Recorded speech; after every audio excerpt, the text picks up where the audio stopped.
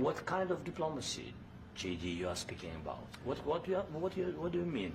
I'm talking about the kind of diplomacy that's going to end the destruction of your country. Yes, but if you Mr. President, with respect, I think it's disrespectful for you to come to the Oval Office and try to litigate this in front of the American media. Right now, you guys are going around and forcing conscripts to the front lines because you have manpower problems. You should be thanking the President for trying to bring an end to this conflict. Have you ever been to Ukraine that you say what problems we have?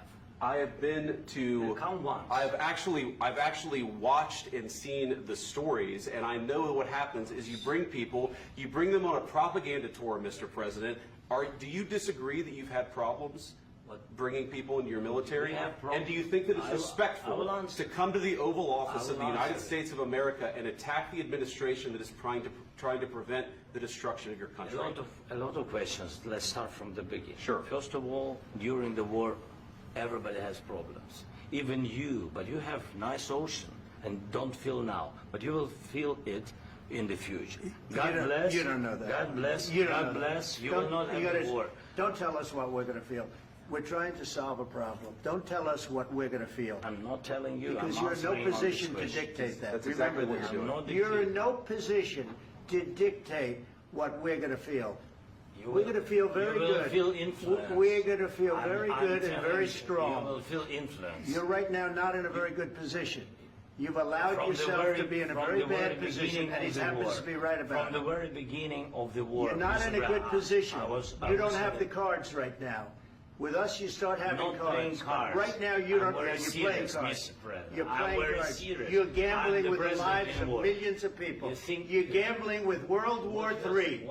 You're gambling with World War III.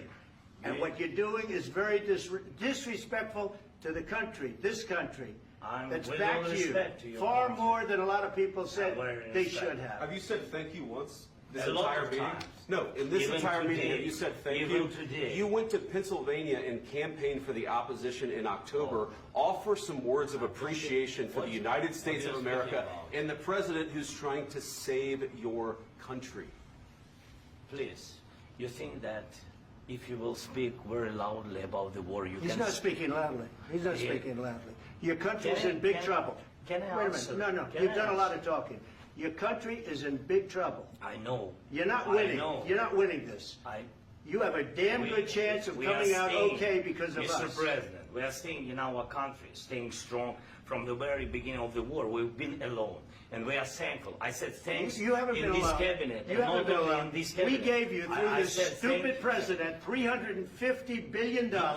We gave you military equipment, and your men are brave, but they had to use our military. If you didn't have our military equipment, this war would have been over in 2 weeks. In 3 days, I heard it from Putin. In 3 days. This is something maybe new. Less. In 2 weeks, of course, yes. It's going to be a very hard thing to do business like this. Again, I tell you. Just say thank you. I said a lot of times to American people. Except that there are disagreements, and let's go litigate those disagreements rather than trying to fight it out in the American media when you're wrong. We know that you're wrong. But you see, I think it's good for the American people to see what's going on. I understand, sir. I think it's very important. That's why I kept this going so long. You have to be thankful. You don't have the cards. You're buried there. Your people are dying. You're running low on soldiers. Listen, you're running low on soldiers.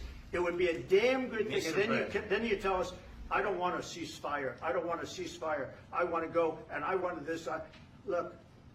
If you could get a ceasefire right now, I tell you, you take it so the bullets stop flying and your men stop getting killed. Of course, we want to stop the war. But you're saying you don't want a ceasefire. But I said to you, I want a ceasefire. With guarantees. Because you'll get a ceasefire faster than an agreement. Ask our people about ceasefire, what they think. That wasn't with me. That wasn't with me. That was with a guy named Biden, who was not a smart person. That was with Obama. It was your president. Excuse me. That was with Obama, who gave you sheets, and I gave you javelins. Yes. I gave you the javelins to take out all those tanks. Obama gave you sheets. In fact, the statement is, Obama gave sheets and Trump gave javelins. You got to be more thankful, because let me tell you, you don't have the cards. With us, you have the cards. But without us, you don't have any cards.